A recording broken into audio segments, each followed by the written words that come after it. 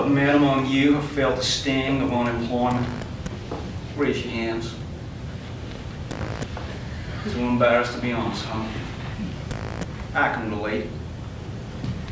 At this very moment, hands clenched tight into a fist to repress the memory. It's a masculine reaction. As common as the cold and as clammy as a toilet bowl before it overspills. I would be the last man to say to you, don't be afraid, don't be nervous. Don't keep those thoughts burning inside your forehead. I know better. I know the rage of the unemployed man facing rejection after rejection, interview after interview. Imagine being told by a corporate drone that you are too experienced for a job.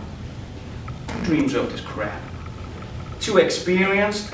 You can't have a job because you're too good? Does this make sense to anyone? Do you really think these idiots take this belief to its final conclusion? Nurse, I don't want my heart valve replaced by a doctor with too much experience. Give me that new guy. The one I can shape and mold and guarantee won't run out in the middle of the friggin' operation. Men are fragile inside. Women know this sorry truth about men. The better ones find ways to allow men to express themselves and still be men about it. A blessed situation, especially when you find yourself unemployed, like me. The agony of my pride is nearly unbearable. Every 2 days I call a woman I love and I tell her, no honey, I still haven't found a job yet. I dread these calls. Each one eats into my soul. I have to hold back the floodgates of rage with drink which are ready to overpour into the first person it meets. Not in the physical sense, but emotionally. And it's emotions, the bitter enemy of all men, that try desperately to escape this veneer of manliness we try so hard to maintain. I could never hurt this very wonderful woman. I want her to be my wife, the mother of our future children. I love her like I love no other. Yet this love affair weighs like an anchor around my sunburnt neck. It's the humiliation of not having a job. I find myself weak in front of a woman whom I must report failure every 2 days. As much as I love her, this is the stuff of sound mash and suicide. No, honey, I still haven't found a job yet. What I totally hate about being unemployed is how everyone you know asks every single day, did you get a job? Did you get a job? Did you get a job yet? A bloody hammer to the head every time someone asks. They begin to look at you funny with that. You mustn't be trying very hard, look. Others pat you on the back and mumble, you'll find one soon.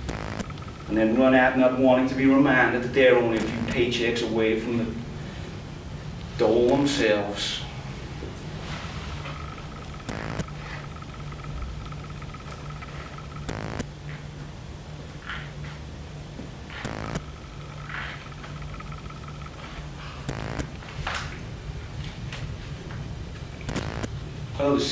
Others like to remind you to check the Sunday paper. I never thought of that. You find yourself whispering under your breath, thanks, wanker.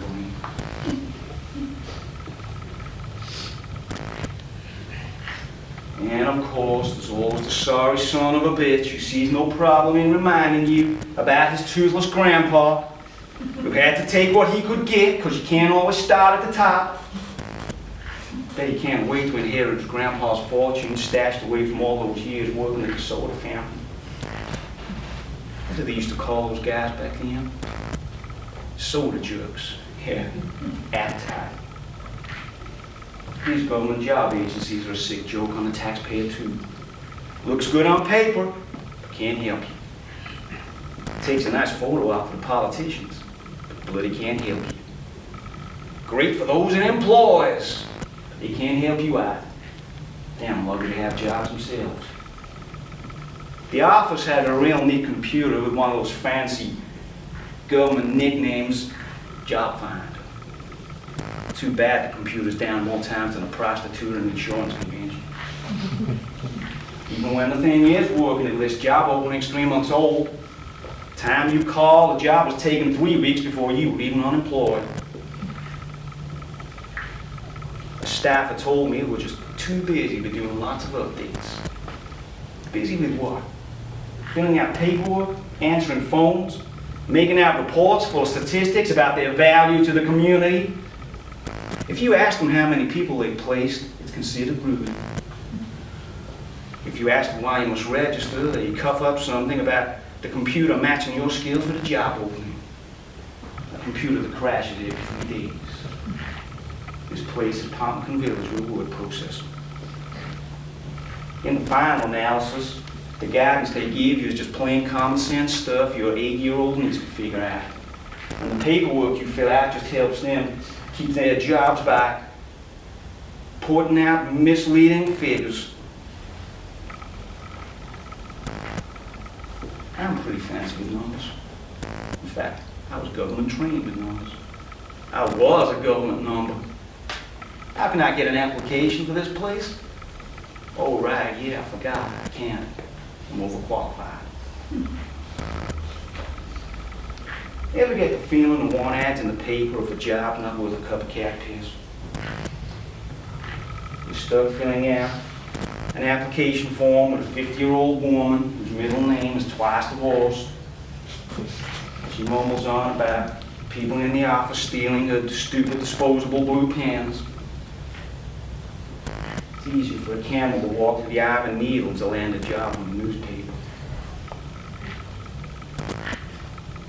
I write with a gold cross, I write with a gold cross pen and wonder what the hell I'm doing here.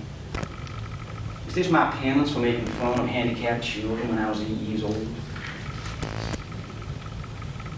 If I was a modern-day Shakespeare caught in this state of uncertainty, if I was a modern-day Shakespeare caught in this state of embrace, I would put my face in my hands and I would pray out loud, how far sanctuary? How many more misfortunes can one man take before he loses all faith? How steadfast are my friends in the presence of repeated failure? How can this woman love me in the midst of my unmanly existence? And how can I hate myself to the point of soul sickness? How far sanctuary? How far sanctuary, Lord? Must my knees see bone before I'm deemed suitable? Must my back bear bloody stripes beneath the heavens? Must my voice crackle like a chastised man-child? Who weighs the scale and measures the pain meant to satisfy the spirits of the air? The powers that be, the winds of fate, or whoever governs the God-forsaken altar I'm supposed to sacrifice my dignity upon? Who weighs the scale? Who measures the pain? Tell me. Please tell me. How far sanctuary? Lord, I'm neither saint nor sinner. I'm just an ordinary man trying to find a decent job. Trying to see the woman I love again. Trying to make damn sure I can face each day knowing that all my efforts are not in vain. Nor the faith invested by that lovely woman in the long song for the summer that fades fast into the sunset. We will see each other again, Dawn. My word is my bond. I miss you so much. I love you.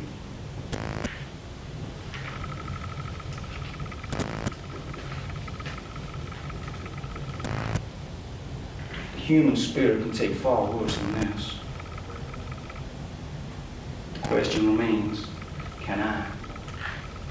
I must. I have.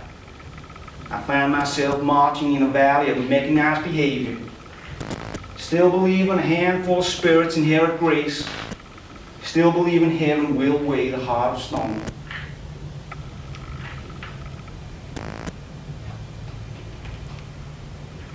It doesn't matter how we choose, how we live, or how we believe.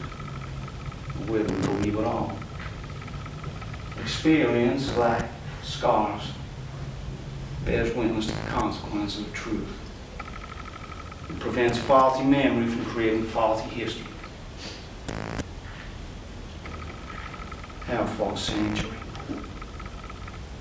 The myth of the rugged individualist makes a great story out of corporate convention, but it's just an empty calorie meal meant to sustain the pains of life.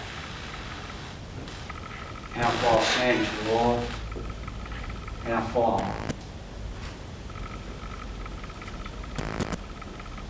Did these people make it on their own, or did they have help? You know the truth. No man makes it on his own.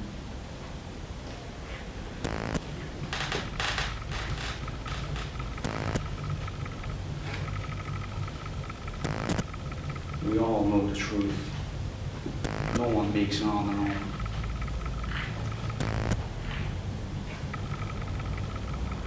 Don't believe the marketing. Don't believe the malarkey. Don't believe the melancholy. In these days of fear and faith, we're supposed to merge them together until we believe in one thing. There is no real security. There is no real family. And there is no real union.